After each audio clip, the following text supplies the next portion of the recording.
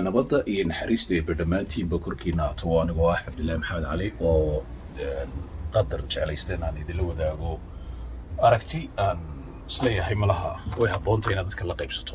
halkan guriga kortiisaan usoo yarbaxay wata jawi fiican qurux badan baa noo dhacaya maanta. ubaxyadii baa noo magoolay baan UK nahay. waxaa la odhan jiray ubax baan sidaa kuula soo ordee maadiga aqbali. waa tahay cagaar fiican baa dhacaya aqalka hoshiisa maasha allah. dhirtii baa noo magooshay ubaxyada la wadaaga weeyaan. way halkan aan jeclaystay inaan qadar haddaba aan aragti ku yar dhiibto cabdilaahan anigoo runtii aan barnaamijya samaynin baryahan oo ka gaabsaday arriba shakhsi aniga ii gaara awgeed oo aan ka gaabsaday arrimihii faaladeen sidan oo kale intaan soo baxo muuqaal ahaan aan la hadli jiray dadka. laakiin aragtiyo maan jeclaystay maanta inaan idila yar wadaago iyadoo maanta ay tahay maalin khamiisa habeen jimcaana u soo gelayo in dad badan waxay qabaan in dalka xaaladda siyaasadeed ee dalka ku jira ay halis tahay oo lagu kala tegayo.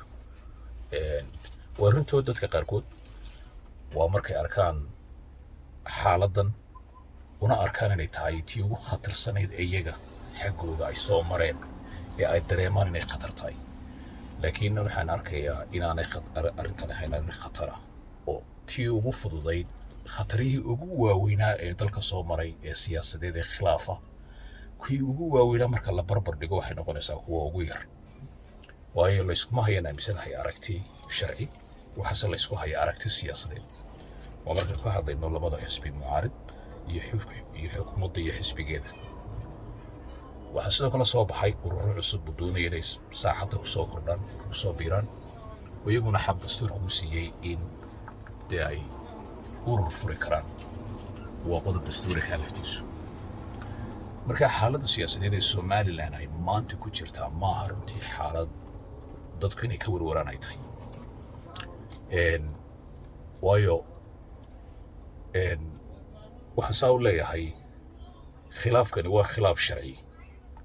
sharcigana waxaa lagu kala bixi karaa hanaanka inoo yaala haddii lagu wada kalsoon yahay.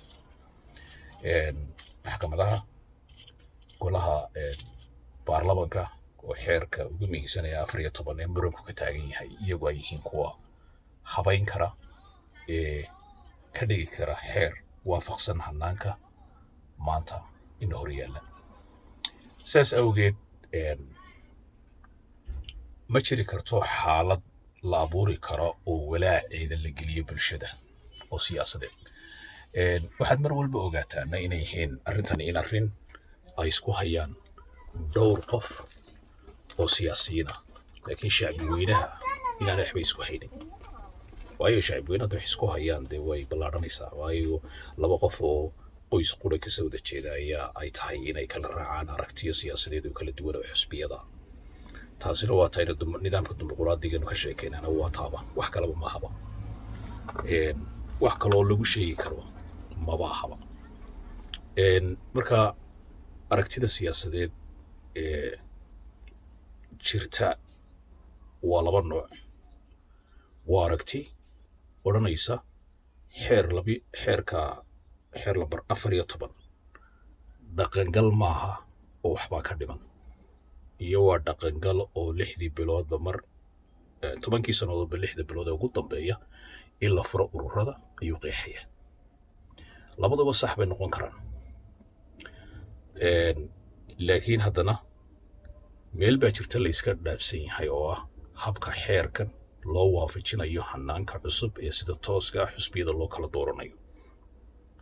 taasina waa ta u baahan in iyadoo aan rabshada dhicin, cidna la xidhxidhin, cidna aan lagu xadgudbin dhinacay doonto ha ahaatee af iyo adinba inay isku yimaadaan oo keliya xisbiyadu oo ay si toosa isku hordhigaan shuruucda taala.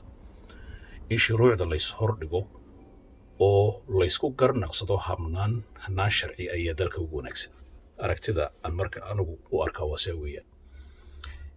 muddo kordhis bay noqotay dowladda ay u harsan tahay beluhu harsan yihiin horta taasi waa qayr sharci oo wax sharciga waafaqsan maaha waana hanaan ay tahay in si kasta la isku hortaago oo la diido in muddo kordhin aan loo samaynin xukuumadda oo ay qabato doorashooyinka sharciga iyo dastuurku dhigayaba somalilandna dastuurkeedu wuxuu idhaahdaa waxaa iyo waxaa waa sidaa loo gelyahay xeer baa qeexi doona xeerku markaa dastuurku la midi xeerka iyo dastuurku waa isku mid waa sharci mardu golayaasha soo maray madaxweynuhu saxeexo kan iyo ku hore iyo ku madaxweyne kasta soo saxeexay xeerkaas wuxuu u dhigmaa dastuurka oo kale waa xeer ilaa inta wax laga bedelayo ee golihii soo ansixiyey iyo madaxweynihii soo saxeexay ay wax ka soo bedelayaan ayuu saayay waxaa sidoo kale muuqatay in dadka sharci yaqaankii somaliland ku sugan ay dadka bulshada geliyeen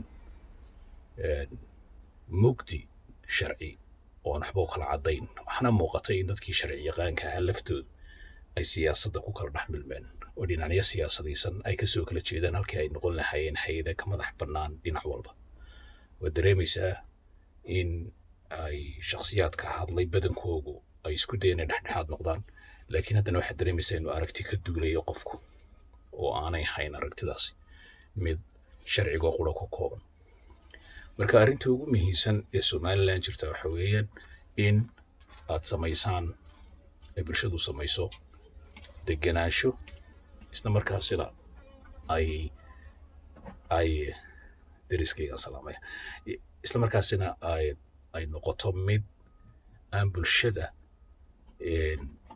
lagu dhex dhigin in wax la kala jiidanayo xisbi kasta iyo urur kastaaba bulshada noocyadeeda kala duwan oo dhan buu u baahan yahay tay doonta ahaatee ma jiri karo xisbi iyo urur bulsho gaari soo saari karto kursi saari karto saas awgeed waxaa wanaagsan in